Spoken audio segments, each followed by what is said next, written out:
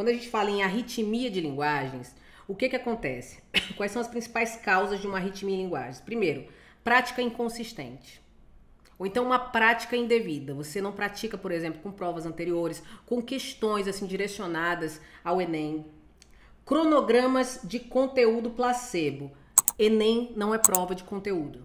Enem não é prova de conteúdo. Então, se você usa cronogramas de conteúdo, sinto te dizer, você está perdendo tempo se a sua pretensão é se dar bem na prova de linguagens do Enem. A prova de linguagem do Enem é uma prova voltada a competências e habilidades. Então, ela é transdisciplinar, interdisciplinar, ela vai avaliar suas competências e suas habilidades. Ela vai perguntar, por exemplo, se você sabe qual é a função ou uma característica do diário, de uma receita, de um post na internet.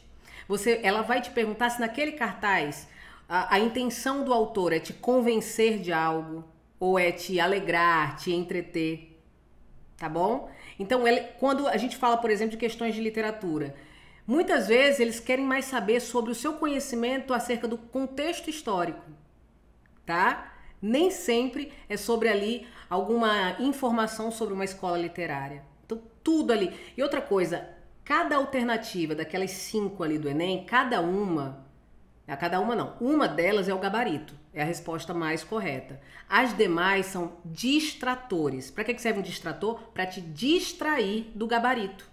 E aqueles distratores, sabe quando você fica entre A e B?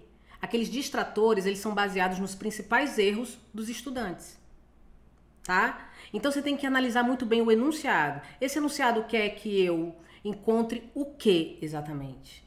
Aí, às vezes, uma alternativa, ela entrega a mais. É um distrator por extrapolação. Ou então, uma alternativa entrega a menos. Então, é um distrator por redução. Ou então, uma alternativa entrega o oposto. É um distrator por contradição. Tá? Então, assim, é uma ciência, gente. É uma ciência. E aí, ó, outra causa, aulas não direcionadas. Você entra num curso e tem o quê? Aula de quê? Teoria literária, aí 3 aulas sobre quinhentismo, 5 aulas sobre arte egípcia. Não precisa, só se você gostar. Questões desqualificadas. Toda questão que serve para prática e para metrificação de resultado, ela tem que estar ali qualificada em habilidade, competência, tópico, assunto, nível de dificuldade. E outra, ausência de metrificação. O que não pode ser metrificado não pode ser gerenciado. Se você não sabe por que errou, se você faz o simulado, acertei tantos, e encosta, você não vai evoluir, tá? E o desconhecimento da raiz dos erros. Aí é frieza. Você tem que entender por que você errou. Eu errei por falta de atenção, falta de domínio de determinado tópico ou assunto. Você errou por falta de domínio de uma habilidade, de uma competência. Você errou por excesso de confiança. Então, tudo isso tem que ser metrificado. E aí os sintomas, o que acontece quando você sofre de arritmia de linguagens? Oscilação e ou platô, ou seja, estanca no número de acertos. E aí, desorientação também. Você fica, eu não vou fazer mais essa bexiga taboca, não. Também não entendo mais essa porcaria dessa prova nojenta, né? Mas é isso, gente. É só avaliar. Muitas vezes é desatenção. E aí o prognóstico é o quê? Queda na TRI. O que é TRI? E TRI é um instrumento de Lucifer, tá? Chamado Teoria de Resposta ao Item. Porque antes, na minha época, assim como os mesopotâmicos, os fenícios, como que era o babado? Quem acertava mais, pontuava mais. Acertei 45, então minha nota é maior do que quem acertou 44. Só que a TRI veio pra quê? Pra acabar com isso. Pra acabar com essa festa, tá? Mas vamos embora, porque a gente vai vencer essa batalha. A gente vai pisar na cabeça da serpente, viu? E aí, ó, no Enem, pontua mais quem acerta mais? Não. Não é. É uma loucura isso, né? No Enem pontua mais quem sabe acertar e até quem sabe errar. Imagina isso. A prova do Enem, qualquer prova, é composta dali das suas 45 questões. E aí, 25% dessas questões são fáceis. 50% dessas questões são intermediárias ou médias, certo?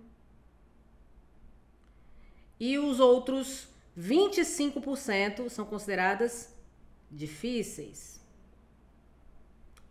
Beleza? O que é que você tem que acertar? As fáceis e as intermediárias. Se der, você acerta as difíceis. Você nunca vai poder fazer o seguinte: acertar uma difícil e errar uma fácil. Se tu acerta uma difícil e erra uma fácil, a coerência pedagógica ela faz como assim? Essa criatura tá colando. Como é que ela acerta uma questão sobre oração subordinada substantiva, mas erra uma questão sobre substantivo? Então, é meio que uma estratégia anticola, tá bom? E aí, isso é chamado de coerência pedagógica. Você precisa acertar fáceis, intermediárias e, se possível, as difíceis. Por isso que você não pode se apegar a uma questão difícil. Sabe aquela questão ali, você fica 5, 6, 7 minutos nela? Ela não vale tanto. Ela não vale tanto. Vá nas fáceis, certo? Vá naquelas que são mais simples de digerir e de responder. E aí, essa é a distribuição dos níveis. Por isso que acontece de pessoas que acertam 40 questões ter uma nota menor do que aquelas que acertam 35. Porque muito possivelmente, essas que acertaram 40 acertaram muitas difíceis e aí vacilaram errando umas fáceis. Então, é isso. E outra coisa, prova do Enem, você não responde na ordem, né, na ordem direta. Vai dando uma passeada, chamado método mangá. Vai lá no final, volta, tá? Faça isso. Bem aleatório. Então, é teoria de resposta ao item. Antes era a teoria clássica dos testes, né? Mas aí mudou. Ok? Deixa eu ver, professora não disponibilizou o material. Ó, vamos disponibilizar, Dani. Olha, gente, tem que disponibilizar. Eu tenho acertado todas as avançadas e as médias, porém acabo errando as fáceis. Não sei como faço. Stephanie! Sabe por que geralmente a gente erra as fáceis? Porque a gente desconfia. Geralmente é quem já sofreu por amor. Você fica assim, não é possível que essa questão esteja tão fácil. Aí o que você faz? Você não tem confiança para marcar ali a alternativa correta, de tão óbvia que é aquela questão. E aí você erra. Mas acredite, às vezes Deus nos presenteia com questões bem fáceis mesmo, bem óbvias. Tá bom? Tô cheia de medo, tenha mais medo não. Deixa eu ver. Eu trago a solução. Sabe por que você complica às vezes? É óbvio, é duvidoso. Isso. Aprofunda muito. Então, ó, não, desconfie. Quando tiver muito complexo ali, deixa ali quietinho, tá bom? Vá pras fáceis, sem medo, sem medo. Ok? Se eu já sofri por amor, só umas 27 vezes. Eu achar que ia morrer por amor umas 200 mil vezes. Oxi. Gente, se vocês acham que já tiveram amor impossível, quando eu era criança, eu me apaixonei por um desenho animado. Eu me apaixonei pelo Shun, do Cavaleiro Zodíaco. Quem é o Shun? O Shun é o Corrente de Andrômeda. Eu acho que é o único gay dos Cavaleiros Zodíaco. Eu me apaixonei por ele. Tinha o Seiya, tinha o Shiryu, tinha todos os outros. Eu me apaixonei por Corrente de Andrômeda. Como é que pode, gente?